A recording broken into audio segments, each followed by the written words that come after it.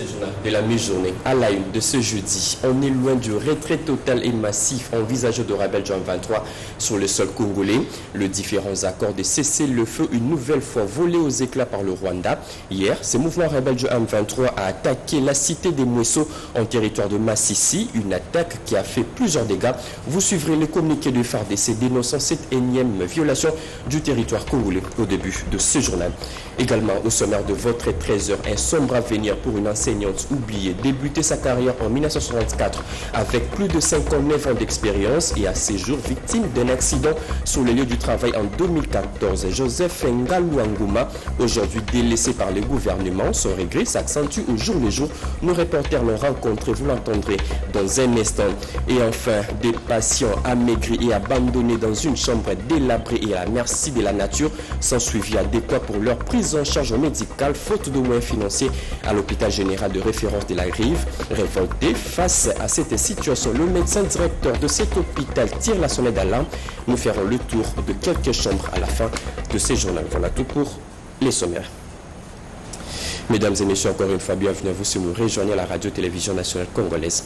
Je le disais en titre, on est loin du retrait total et massif envisagé de Rebelle Juin 23 sur le sol congolais. Le différents accords de cessez-le-feu une nouvelle fois volés aux éclats par le Rwanda.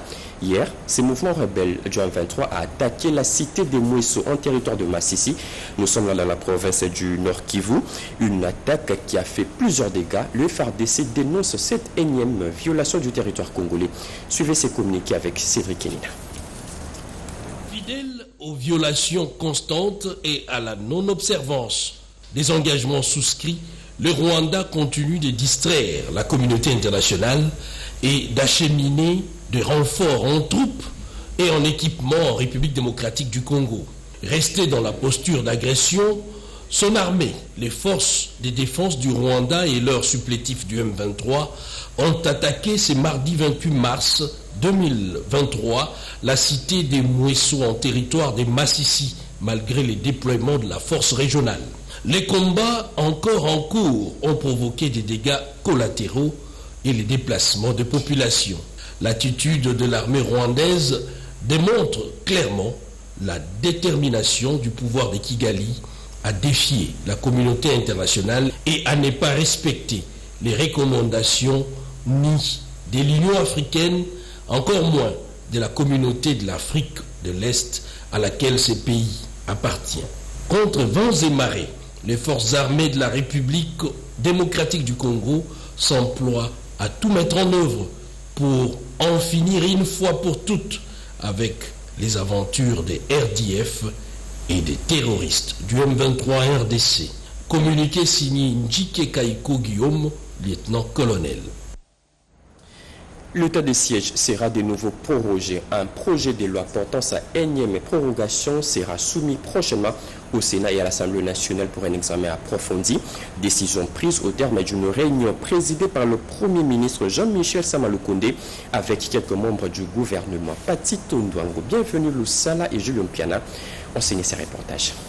La validation du projet de loi portant prorogation de l'état de siège dans les provinces de l'Ituri et du Nord Kivu n'est point à l'ordre du jour de la réunion qu'a présidé le Premier ministre et chef du gouvernement Jean-Michel Samalukonde Kyenge sur ordre du chef de l'État Félix-Antoine Tshisekedi Tshilombo ce mercredi 29 mars 2023 à l'immeuble du gouvernement. Ce texte sera donc soumis à l'Assemblée nationale pour examen. Un point était inscrit à l'ordre du jour de la réunion de ce jour, c'est l'examen du projet de loi portant prorogation de l'état de siège sur une partie du territoire national. La ministre d'État, ministre de la Justice, a proposé la loi qui a été adoptée et dans les heures qui viennent, la loi pourra être envoyée à l'Assemblée nationale pour examen pour permettre de ne pas tomber dans la caducité de délai précédent et que le 15 jours de l'état de siège qui doit commencer dans la date prévue dans la loi. Au terme de cette réunion restreinte, nous avons donc adopté les projets de loi portant prorogation de l'état de siège sur une partie du territoire national prenant cours à partir du 2 avril prochain.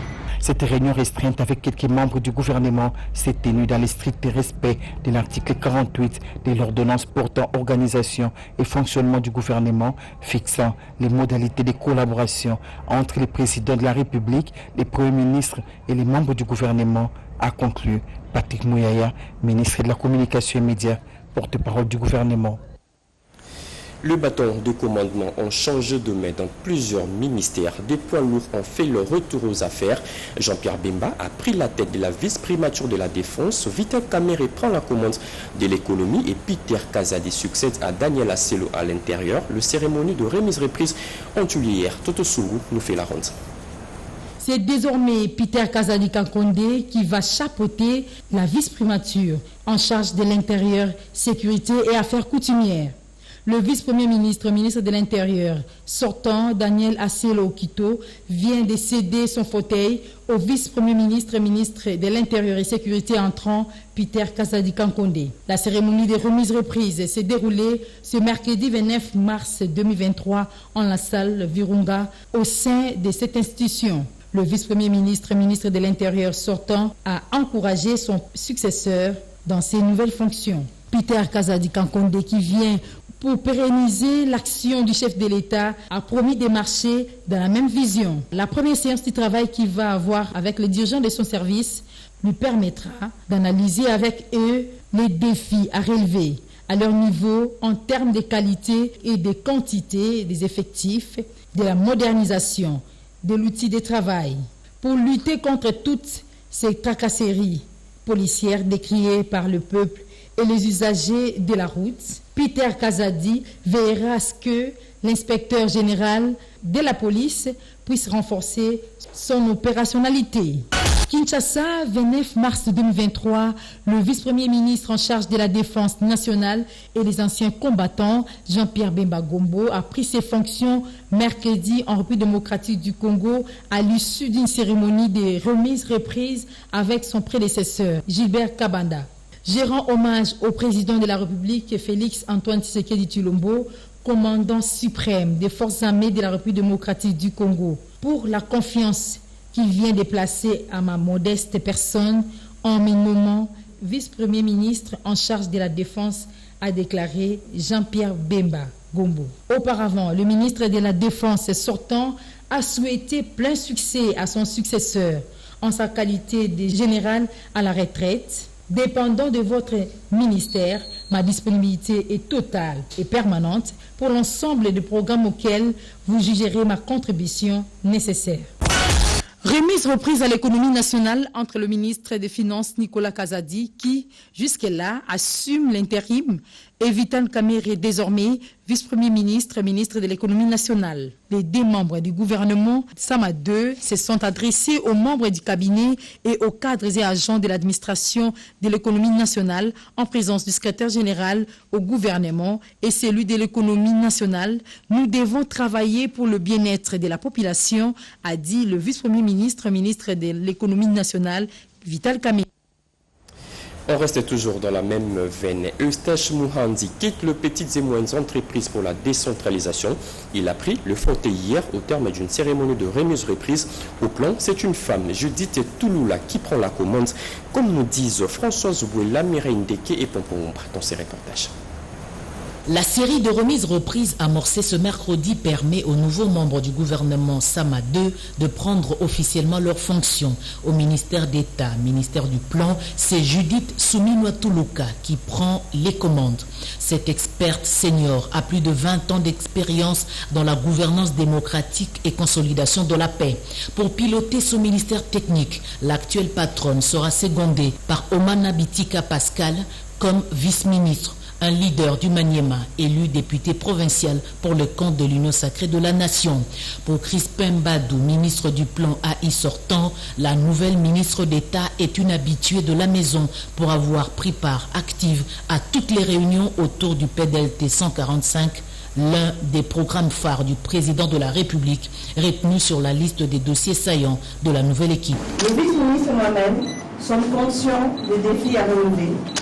C'est pourquoi nous tenons à vous féliciter pour le travail remarquable abattu pendant votre séjour à la tête de ce ministère qui porte toute la charge, comme vous l'avez dit, de la préparation des outils de pilotage du processus de développement de notre cher et beau pays. Eustache Mouranzimou Bembe, permuté au ministère de la décentralisation, a pris le bâton de commandement. Il succède à l'ancien vice-premier ministre, ministre de l'Intérieur, Daniel Asselo, qui avait la décentralisation dans ses attributions. Je voudrais d'ores et déjà vous dire que je m'inscris dans la continuité avec les plans d'action 2023-2025 afin de capitaliser les acquis ainsi que toutes les étapes franchies avec succès, tout en nous invitant à en actualiser les aspects dépassés et les aspects pertinents. L'actuelle configuration du gouvernement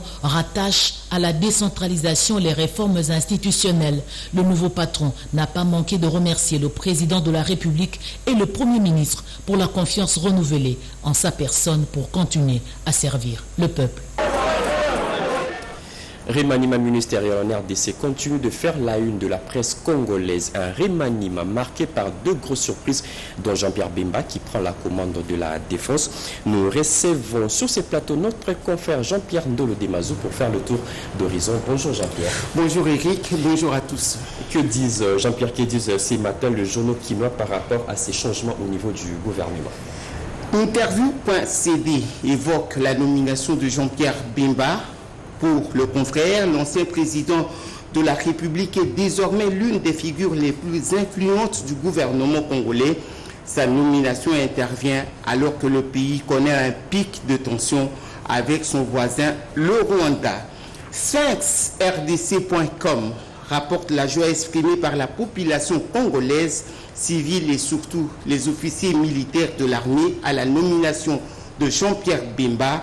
Cette frange de l'armée affirme selon le journal que le poste de ministre de la Défense méritait un homme charismatique, expérimenté en matière de sécurité et défense, un homme craint par les ennemis internes et externes de la République, et Jean-Pierre Bemba remplit valablement ces critères. Pour sa part, OpinionInfo.cd estime que la nomination de Jean-Pierre Bemba a des visées électoralistes au regard de son ancrage sociopolitique dans le Grand Équateur. 24newsagency.com traduit l'inquiétude qui a saisi le président rwandais Paul Kagame à l'annonce de la nomination de Jean-Pierre Bemba à la tête de la Défense nationale. Une inquiétude qui se justifierait par des compétences de l'ancien chef de guerre en matière de défense et de sécurité. On termine cette réaction des journaux à la nomination de Jean-Pierre Bemba par l'agence congolaise de presse ACP, pour qui cette nomination inspire de l'espoir dans l'opinion publique pour l'éradication de l'insécurité qui règne depuis plusieurs années dans la partie orientale de la République démocratique du Congo. Voilà tout pour la réaction des journaux à la nomination de Jean-Pierre Bemba. Eric. Merci beaucoup Jean-Pierre Ndolo Demazou pour toutes ces précisions. Nous vous retrouverons très prochainement. Merci. Poursuivons ces journaux. Une feuille de route portant développement du numérique favorable à l'autonomisation de la femme et fille déjà élaborée. Elle a été achevée hier au terme d'un atelier de 2 jours présidé par le directeur de cabinet du Premier ministre. Elle sera présentée à Jean-Michel Samaloukonde dans le tout prochain jour. Encore une fois de plus, Paty Tondouango, Julien Piana et bienvenue le Sala pour le reportage.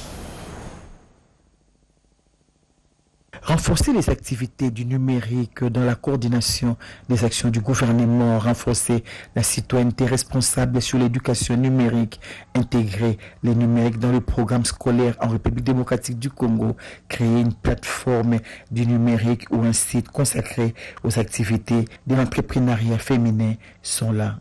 Les quelques résolutions du séminaire des 2 jours organisés à l'intention du personnel féminin et des hommes genrés de la primature. Cet atelier qui avait pour objectif de proposer au Premier ministre et chef du gouvernement Jean-Michel Samaloukonde Kyenge une feuille de route sur le développement du numérique favorable à la paix et à l'autonomisation de la famille de la jeune fille a été clôturé par le directeur de cabinet du Premier ministre Paul Gaspard Gondakoy en présence de Paul Mavoulou, secrétaire général à la primature. Le gouvernement de la République qui dirige Jean-Michel Samaloukonde Kyenge sous l'impulsion du chef de l'État Félix-Antoine Tshisekedi Tshilombo prend à bras le corps la question liée à la promotion de la femme à marteler Paul Gaspard Gondakoy qui a en outre salué la pertinence des recommandations formulées. Je vous ai exhorté hier à utiliser massivement les réseaux sociaux pour contrer la campagne numérique qui est menée par nos ennemis, notamment par le Rwanda. J'espère que parmi les résultats auxquels vous êtes arrivés, vous avez pris une résolution dans ce sens. Il s'agira en effet, dans ce cadre-là, d'encourager notre armée, d'encourager le gouvernement, d'encourager l'État dans ce combat. Parce que ce combat, nous allons le gagner. Et nous en sommes sûrs. Cet atelier de 2 jours a été organisé sous la coordination de Mme Lilandani, conseillère en charge du genre à la primature, et c'est là à la grande satisfaction des experts, participants et des initiateurs. Les Congolais n'en finissent pas de hausser le ton pour dénoncer la violation de leur territoire par le Rwanda. Hier, à Djouba, au Soudan, lors des travaux de la 26e session ordinaire du comité exécutif du Forum de Parlement de pays membres de la CIRGL, le député national de RDC, conduit par le premier vice-président de l'Assemblée nationale, ont tapé du poing sur la table pour condamner l'impuissance de la communauté internationale face à cette agression. C'est un reportage de notre envoyé spécial, Robert Ndaïchisese. Ce mercredi 29 mars 2023, le premier vice-président de l'Assemblée nationale, le professeur André Mbata Betoukoumé Soumango, est arrivé à Djouba. Il a été accueilli à l'aéroport de Djouba par le vice-président de l'Assemblée nationale du Sud-Soudan. Il a dit à son arrivée que les conflits et tensions répétitifs dans la région de Grand Lac ont eu des effets dommageables du point de vue développement social et humanitaire. À cette réunion de Djouba, les présidents des parlements de la région vont s'entendre pour envoyer un message clair qu'il soit mis fin à l'agression de la RDC et que les terroristes du M23 puissent libérer notre pays qui a besoin de la paix. Les travaux de la 26e session ordinaire du comité exécutif du Forum des parlements des pays membres de la conférence internationale sur la région de Grand Lac ont pris une vitesse de croisière ce mercredi 29 mars 2023. Les députés de 12 pays membres ont suivi la présentation et débat sur l'évolution récente de la situation politique, sécuritaire et humanitaire dans la région avec un accent particulier sur les États faisant face à l'insécurité et aux conflits armés. Il a été constaté qu'un certain nombre d'États membres sont encore en proie aux tensions, à l'instabilité, à l'insécurité, aux conflits armés dans l'Est de la République démocratique du Congo. Au niveau interétatique, les relations entre la République démocratique du Congo et le Rwanda sont tendues. Ce dernier est accusé de soutenir les forces négatives destinées à déstabiliser l'Est de la République démocratique du Congo. De deux excellences présidents qui ont parlé, le président Uhuru Kenyatta et le président Lorenzo, qui ont dit tout simplement que nos amis qui créent des difficultés dans l'Est de la République démocratique respectent seulement cela.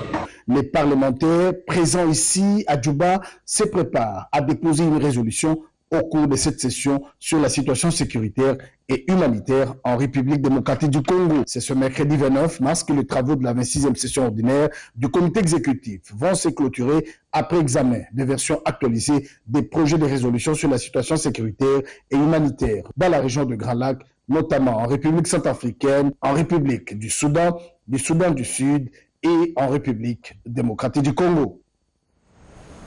Gestion des entreprises dans le numérique. L'EPNUD partage son expérience avec le FAM sur la digitalisation et la gestion de données. C'était à l'occasion de la journée de sensibilisation sur le numérique organisée par les Nations Unies, comme nous dit Mamita Bangoulou dans ses reportages. Pour célébrer le mois de la femme avec beauté, les Nations Unies dans l'ensemble ont organisé le village digital pour permettre aux femmes et filles de découvrir leurs opportunités dans les domaines numériques. Chacune des agences onusiennes comme le PNUD a présenté ses expériences en rapport avec le thème de l'année consacré à la digitalisation de la femme. Se référant à son mandat, le PNUD a partagé avec les femmes de différentes expériences ainsi que pratiques, en commençant par celle de la réforme du secteur de la justice, en appuyant le ministère de la Justice à introduire la digitalisation ou la numérisation dans de différentes prisons de la RDC. La prison centrale de Makala, Ndolo, Kassapa. Ceci prouve aussi que les femmes sont capables d'être dans des instances de prise de décision parce que gérer les données, c'est un domaine important pour la planification dans une institution. Il n'y a pas que ça, mais il y a aussi des expériences que nous avons, des bonnes pratiques que nous avons dans la finance inclusive. Nous avons des institutions de microfinance avec lesquelles nous travaillons qui ont digitalisé leur gestion et cela a révolutionné un peu leur façon de travailler. Et ces femmes-là essayent vraiment de faire un travail impeccable et ils ont maîtrisé les logiciels avec lesquels ils travaillent et qui simplifient un peu leur travail. Là aussi, plusieurs femmes exercent dans des services autrefois réservés aux hommes. La gestion des données s'avère importante pour la femme qui inspire à un poste de prise de décision. Qu'est-ce qu'un état de droit? Quels sont ses avantages et inconvénients? Plusieurs experts de droit et professeurs se sont longuement étalés sur ces thématiques. C'était au cours d'une matinée scientifique organisée à l'université Saint-Pierre-Canisius. C'est un reportage de Rodé Panda. Ouverture ce mercredi à Kinshasa de 19e journée philosophique organisée par la faculté de philosophie Saint-Pierre-Canisius de l'université Loyola du Congo. Droit et démocratie, pour vérifier ce que c'est un état de droit, c'est le thème choisi. Selon le révérend père, doyen de la faculté Willy Moka Moubelo, ces travaux visent à sensibiliser la population, à prendre conscience des enjeux de l'état de droit et à mettre à la disposition des dirigeants un instrument devant contribuer au développement de la nation. À en croire les pères professeurs Willy Moka, l'état de droit exige que toutes les personnes, y compris les responsables gouvernementaux, respectent la loi. L'état de droit est une exigence qui demande la participation de tout le monde et la collaboration de tout le monde pour que cet état de droit devienne une réalité palpable, même les couches les plus reculées de nos populations. Willy Moka Moubelo appelle la population africaine en général et congolaise en particulier à sortir de la position de peuple mouton. Un peuple de moutons finit par engendrer un gouvernement de loups. Pour que nous ne soyons pas le peuple de moutons qui engendre le gouvernement de loups, il y a notre participation comme peuple. L'état de droit, ce n'est pas d'abord ou seulement pour le gouvernement, c'est pour tout le monde. L'instauration d'un état de droit dépend aussi de notre responsabilité comme peuple. Nous devons arrêter d'être passifs pensant que d'autres vont changer la situation pour nous. Cette première journée des assises a connu la participation de personnalités de haute facture scientifique. Ces 3 journées philosophiques vont se clôturer le 31 mars en cours, toujours au campus de l'université Loyola du Congo à Kimwenza, dans la commune de Mongafula.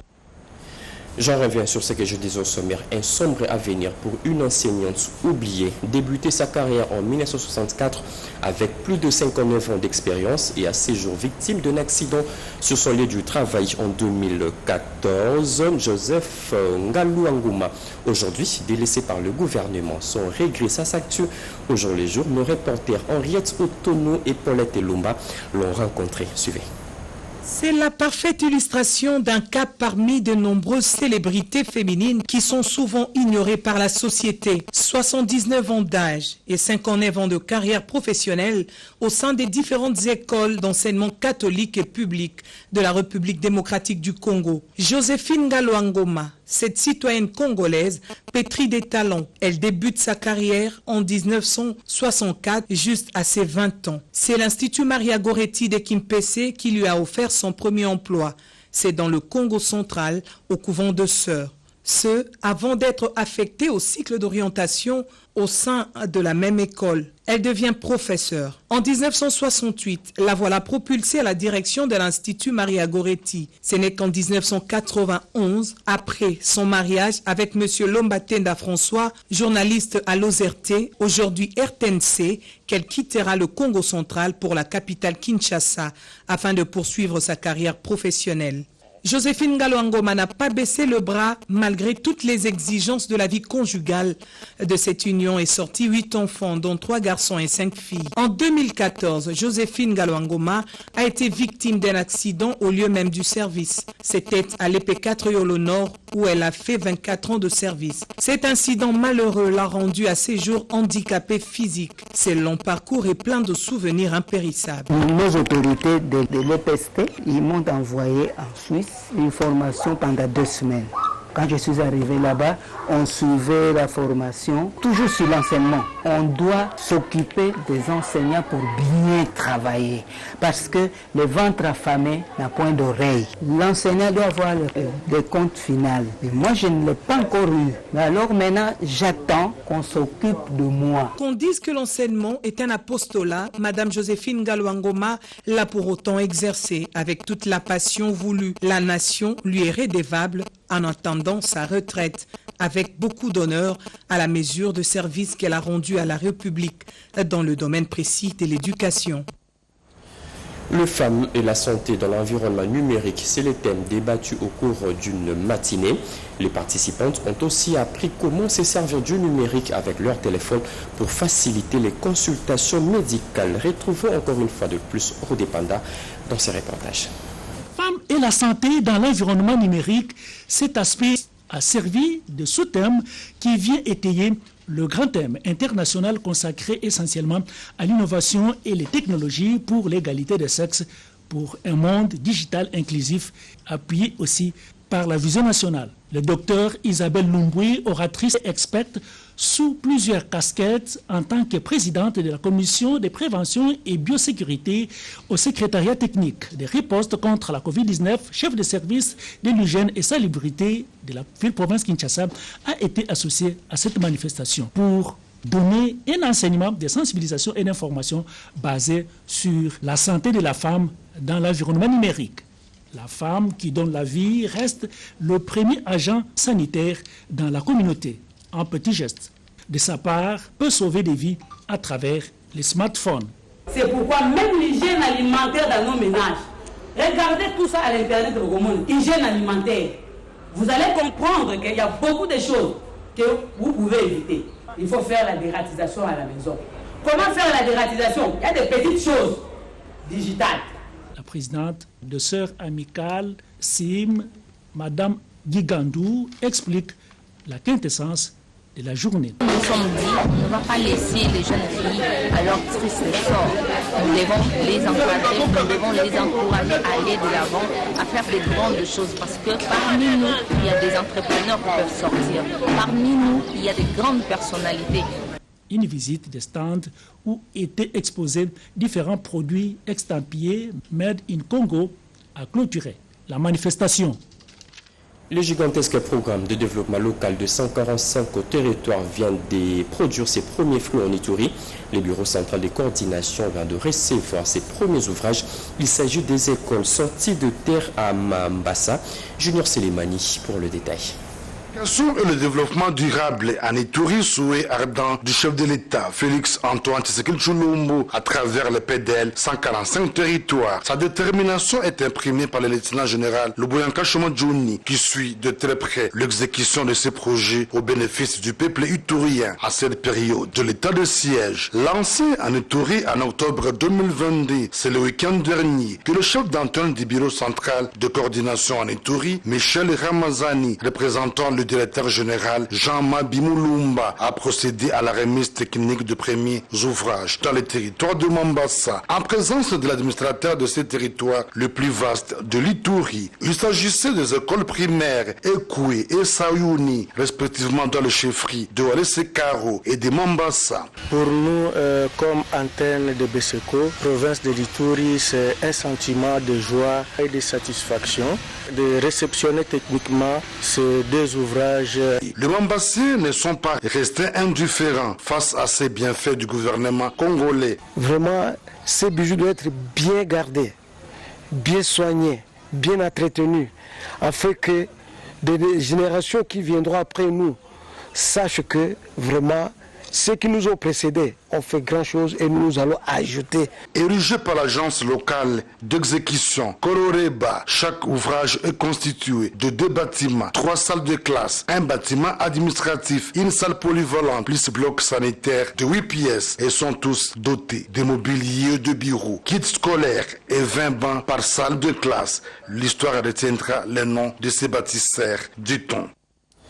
Je le disais également au sommaire, des patients amaigris et abandonnés dans des chambres délabrées et à la merci de la nature sans suivi adéquat pour leur prise en charge médicale, faute de moyens financiers à l'hôpital général de référence de la Rive. Révolté face à cette situation, le médecin directeur de cet hôpital tire la sonnette d'alarme. Fifi Mukundi a fait le tour des chambres pour recueillir le cri de détresse de ses patients. Regardez. Des personnes apparemment sans histoire ont été abandonnées à l'hôpital général de référence de la Rive. Lors de la descente de l'équipe de journalistes femmes de la direction des informations télévisées de la RTMC, le médecin directeur de cet hôpital a lancé un appel à l'aide. Il a une gangrène qu'on devrait amputer. Comme il n'y a pas de moyens, c'est pour cela qu'il traîne encore là-bas. Parce qu'il faut avoir le sang. À part le sang, il faut une trousse chirurgicale. Malheureusement, il est pratiquement dépourvu.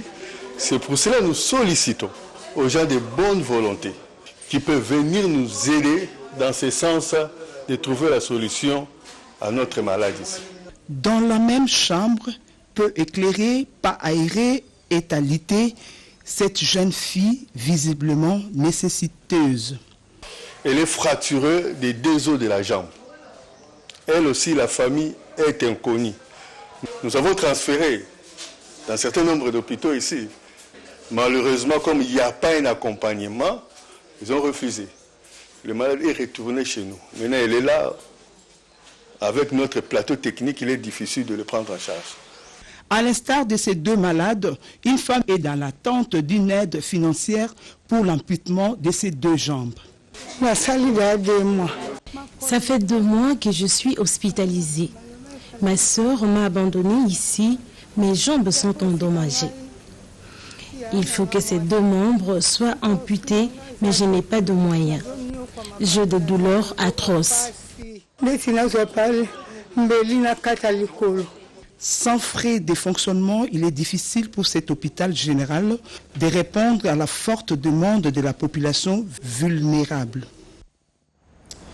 Des bornes et fontaines, des infrastructures de base inaugurées hier dans la province du Sankuru, Indon, d'un des notables de ce coin, Lambert Mende Oumalanga.